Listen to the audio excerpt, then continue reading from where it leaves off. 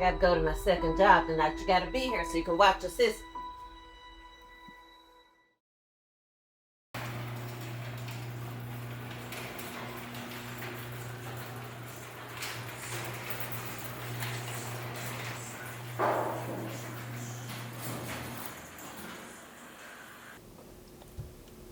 My fees need to hurry up. I'm ready to go handle it. He tripping off a fatty blunt. Say no more.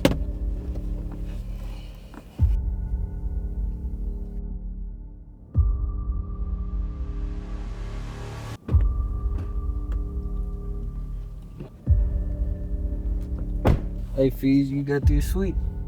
Come on, now you know I got my sweets. Hey, You know no, I gotta do this shit, bro. Antonio. Antonio. Antonio. Antonio.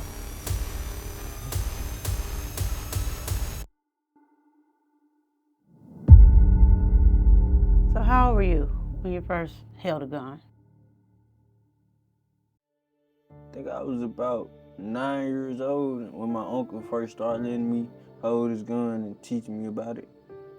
Okay, 9 years old. That's not abnormal this day and time. People introduce guns to their kids early, especially families that hunt. Your family, y'all hunters?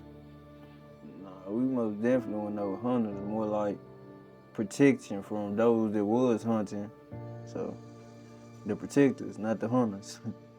So you 9 years old. 9 years old, what you need protection from?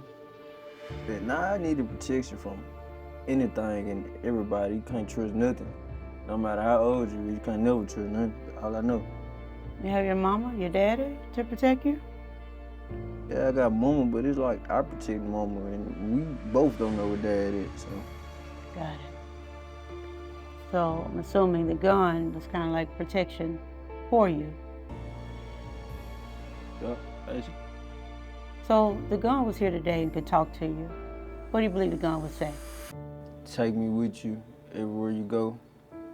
I'm gonna protect you and I always stay loyal to you. Loyalty and Sure. protection is important to you. Most definitely. What would you say back to the gun? I tell my gun, I'm gonna take you everywhere I go, cause I know you're gonna stay loyal and I know you're gonna protect me. The gun is loyal, it's going to protect you. Most definitely. Yet you hear my office. Yeah. Where's the loyalty in that from the gun? I'm still protected. I can go get my gun. What you trying to say? Seems like the gun controls you. No, I'm the one firing. I control the gun. You control the gun, you're Yeah. still protected. Yet you're here. And what happens if you die? The gun is still alive. And even now, the gun is outside of his office and free. You protected, you're alive, you don't have any freedom. The gun is in control, Antonio, not you.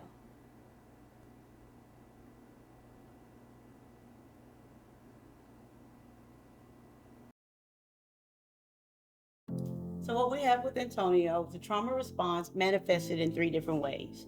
The first being the abandonment from his father, which leads to the attachment to the gun. That's protection, taking care of him. The second being inadequacy, not feeling like he's enough with his peer group. At his age, what's important to him are the thoughts and beliefs of his peers. And then there's powerful. He's feeling powerful that he can take care of himself. And we see that he also has a younger sibling to take care of. It's not that he wakes up and just wants to commit a crime, wants to commit a gun crime, but the sense of feeling like he matters and belongs, that he's protected at his age, that's what's important to him. So let's look at why Antonio is attached to the gun.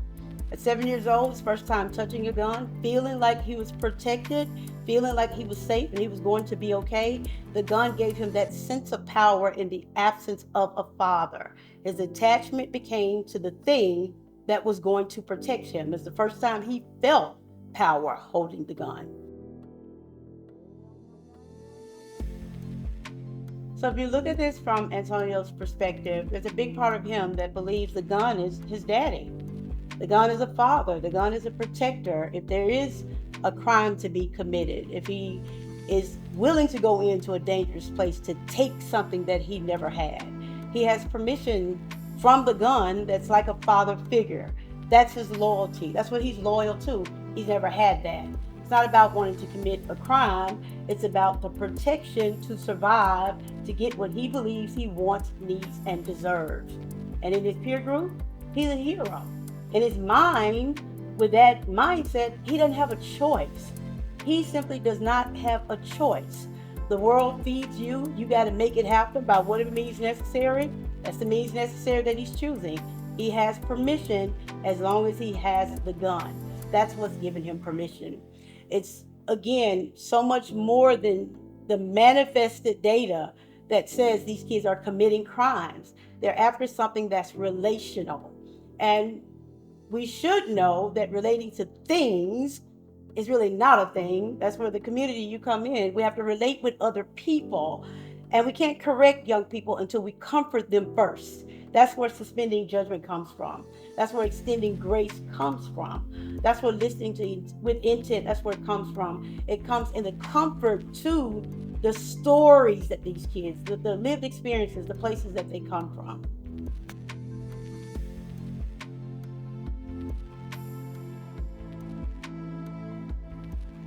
Now, the community, this is where you come in to help people like Antonio. The first thing I would challenge you to do is suspend your judgment.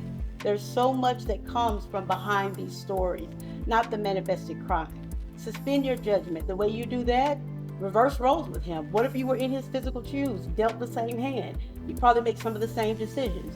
If you have not, then I'm probably not talking to you. The second thing, after suspending judgment, extend grace to him and listen with intent, which is the third thing.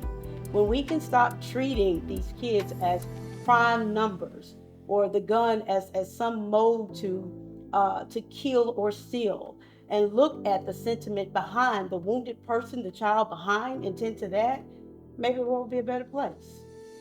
Suspend your judgment, listen with intent, and show grace.